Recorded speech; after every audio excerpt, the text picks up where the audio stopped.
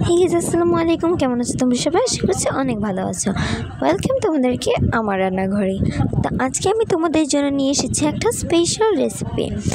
অনেক সহজ এবং সকলেরই পছন্দের একটি রেসিপি, লাচ্চা সেমাই রেসিপি। তার জন্য প্রথমেই আমি নিয়ে নিয়েছি দুধটাকে একটু নেড়ে চেড়ে ভালোভাবে গরম করে নিয়েছি। তারপর এতে দিয়ে দিয়েছি পরিমাণ মতো চিনি। তোমরা বেশি চিনি খেলে বেশি চিনি দিবে, কম খেলে কম দিবে। তারপর দিয়ে দিব লবণ, দারচিনি, এলাচি, তেজপাতা দিয়ে ভালোভাবে নেড়ে চেড়ে এটার এগুলো দেওয়ার কারণ হচ্ছে যাতে দুধে একটা অসম্ভব সুন্দর স্মেল আসে। দারচিনি এলাচিগুলো দিলে দুধে একটা সুন্দর স্মেল আসে। তো এখন হচ্ছে নেড়ে চেড়ে ভালো করে ঘন করে নিব দুধটাকে ঘন করে নিলেই তোমাদের অনেক মজা হবে। দুধটাকে ঘন করলেই সেমাইটা খেতে অনেক টেস্টি হবে এবং পারফেক্ট লাগবে। যারা জানো না তাদের জন্য মিষ্টি খাবারে অবশ্যই লবণ দিতে হয়, তাহলে খাবারের স্বাদটা বেড়ে যায়।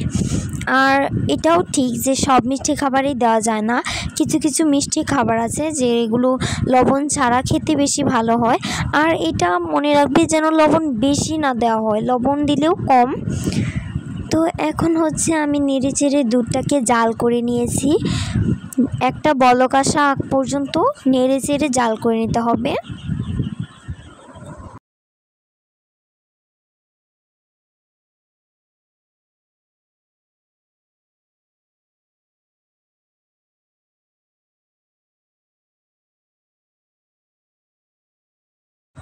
বলক এসে গেছে, এখন হচ্ছে বলক চুলার আঁচটা একটু কমিয়ে দিব।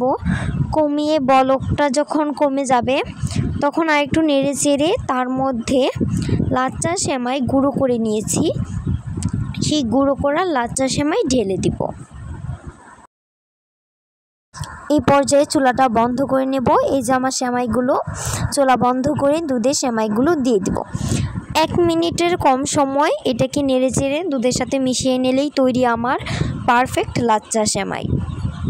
তো এই লাচ্চা সেমাইটি তোমরা যে কোনো পরোটার সাথে খাবে। তো আমি আজকে লাচ্চা পরোটা তৈরি করেছিলাম, আমি লাচ্চা পরোটার সাথে লাচ্চা সেমাই খেয়েছি। লাচ্চা পরোটার রেসিপিটা কিন্তু আমার চ্যানেলে দেওয়া আছে, তোমরা গিয়ে দেখে আসো প্লিজ। কেমন লাগলো ভিডিওটি? ভালো লাগলে like, comment, share and subscribe করবে। আর বাসায় এইভাবে অবশ্যই ট্রাই করবে। বাই।